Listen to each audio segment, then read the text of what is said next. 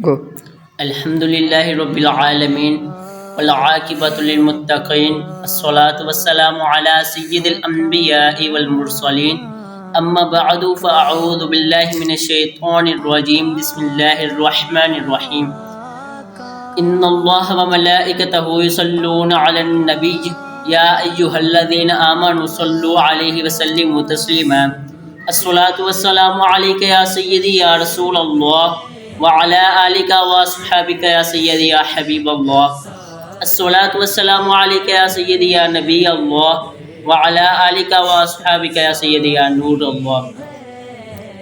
میری طرف سے تمام عاشقان رسول کو السلام علیکم ورحمۃ اللہ وبرکاتہ۔ میں امید کرتا ہوں کہ آپ سب خیریت سے ہوں گے۔ آج جو ہم نے پڑھنا ہے مختصر سی ایک آیت ہے اور مختصر سا اس کی جو ہے وضاحت کروں گا۔ وہ آیت کس حوالے سے ہے کہ اس حوالے سے کہ ہمیں بے مقصد پیدا کیا گیا ہے یا با مقصد پیدا کیا گیا ہے، ہماری تخلیق کا مقصد کیا ہے۔ اللہ تبارک و تعالیٰ ارشاد فرماتا ہے قرآن پاک میں وَمَا خَلَقْتُ الْجِنَّ وَالْإِنسَ إِلَّا لِيَعْبُدُونَ، میں نے نہیں پیدا کیا جن اور انسان کو مگر اپنی عبادت کے لیے۔ اس آیت سے معلوم ہوا کہ ہمیں اللہ تعالیٰ کی عبادت کے لیے پیدا کیا گیا ہے۔ اگر ہم دوسری جگہ سورہ مومنون پارہ نمبر 23 آیت نمبر 115 میں اللہ تبارک و تعالیٰ ارشاد فرماتا ہے اَفَحَسِبْتُمْ أَنَّمَا خَلَقْنَاكُمْ عَبَثًا وَأَنَّكُمْ إِلَيْنَا لَا تُرْجَعُونَ، تو کیا تم یہ سمجھتے ہو کہ تمہیں بیکار بے مقصد پیدا کیا گیا ہے اور تم اس کی طرف لوٹائے نہیں جاؤ گے؟ اللہ اکبر کبیرہ۔ اس آیت سے ہمیں معلوم ہوا کہ ہمیں بیکار نہیں، ہمیں بے مقصد نہیں، ہمیں با مقصد پیدا کیا گیا ہے اور ہم نے اس کی طرف لوٹنا ہے۔ تو ہم یہ سوچ کر زندگی جئیں کہ ہم نے اس کی طرف لوٹنا ہے، تو ہمارے جو نامہ اعمال جب تولے جائیں گے اس میں نیکیاں زیادہ ہوں گی، برائیاں زیادہ ہوں گی، نیکیاں زیادہ ہوں گی، برائیاں زیادہ ہوں گی۔ تو ہمیں اس آیت میں غور و فکر کرنا چاہیے۔ تو میرے بھائی، میرے معزز حضرات، ہم اپنے جو ہے موضوع کی طرف لوٹتے ہیں۔ ہم نے آن لائن جو کام کیا ہوا ہے کام کہ آؤ دین سیکھیں، تو اس کا ہمیں فائدہ کیا ہوگا؟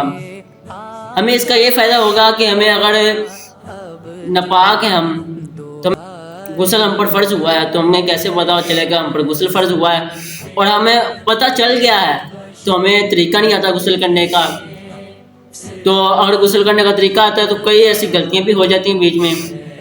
تو غسل کے حوالے سے سیکھیں گے، وضو کے حوالے سے سیکھیں گے کہ وضو جو ہے اس کے کیا فرائض ہیں، سنتے کیا ہیں۔ اگر وضو کرنا نہ آیا تو پھر نماز نہیں ہوگی۔ وضو میں فرائض ہوتے ہیں، فرائض نہ آئے، سنتے نہ آئیں تو پھر ہماری جو ہے وہ نماز ہی نہیں ہوگی، ہمیں پاکی حاصل نہیں ہوگی۔ آگے اگر ہم نماز کی طرف چلے جائیں تو ہمیں نماز کے فرائض و شرائط نہیں آتے، ہمیں مفسدات نہیں آتے جن کی وجہ سے نماز فاسد ہو جاتی، ٹوٹ جاتی ہے۔ ہمیں مستحبات نہیں آتے جو نماز میں ہوتے ہیں، ہمیں مکروہات نہیں آتے۔ ہم اگر یہ سب سیکھنا چاہتے ہیں تو یہ جو آئی ڈی ہے میری، اس کو فالو کر لیجئے، آؤ دین سیکھیں۔ ہمیں اس سے معلوم کیا ہوگا؟ ہمیں نماز اچھے طریقے سے پڑھنی آ جائے گی، وضو اچھے طریقے سے کرنا آ جائے گا، غسل اچھے طریقے سے کرنا آ جائے گا، مسئلے مسائل اچھے طریقے سے ہمیں آ جائیں گے ان کے بارے میں، اور ہمیں جب نماز پڑھنے لگیں تو ہمیں کوئی ہچکچاہٹ نہیں ہوگی، ہمیں کوئی پریشانی نہیں ہوگی، نماز پڑھنے میں مشکل نہیں آئے گی۔ کیوں نہیں آئے گی؟ کہ ہمیں پتہ ہوگا کہ ہم نے یہ کرنا ہے، ہم نے اس طرح سجدہ کرنا ہے، اس طرح رکوع کرنا ہے، اس طرح قرات کرنی ہے وغیرہ ذالک، ہمیں سب معلوم ہو جائے گا۔ تو آپ اس آئی ڈی کو فالو کر لیں اور کمنٹ میں ضرور بتائیے کہ آپ نے یہ سیکھنا ہے جو میں نے بتایا ہے، یہ نہیں سیکھنا۔ انشاءاللہ العزیز آپ کو اس کورس کا ضرور فائدہ ہوگا۔